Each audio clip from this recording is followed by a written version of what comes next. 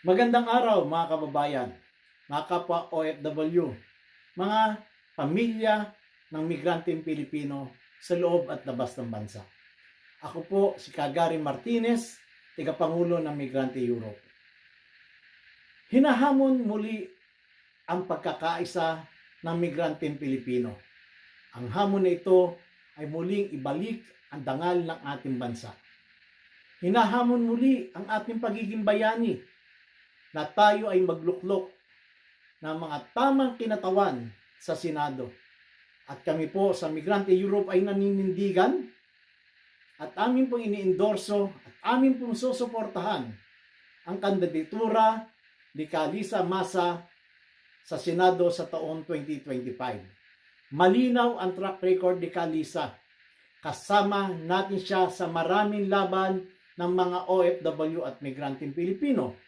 Nung ako po ay tagapangulo ng Migrante International, kasama ko si Calisa sa lansangan para singilin ang gobyerno ni Arroyo sa kanyang programa na Supermaid Program na kung saan na mga kababaihan nating mga migrante ay parang bagay na ibinebenta sa iba't ibang panig ng mundo. Kasama natin si Calisa sa paniningil at pagpapanagot kay Gloria Macapagal Arroyo sa paggamit niya ng pondo ng OWA patungo sa PhilHealth. Nakasama natin si Calisa sa maraming pagdinig sa Kongreso para sa kagalingan at serbisyo ng ating mga kababayan na naiipit, inaabuso at minamaltrato sa gitnang silangan. Malinaw ang track record ni Calisa at hindi siya nasangkot sa anuman anomalya o korupsyon habang siya ay 9 na taon na nakaluklok bilang representante sa mababang kapulungan. Malinaw ang track record ni Calisa. May eleksyon man o wala, ay bitbit niya ang isyu ng mamamayan, bitbit niya ang isyu ng ordinaryong tao, at bitbit niya sa paglaban ang isyu ng mga OFW.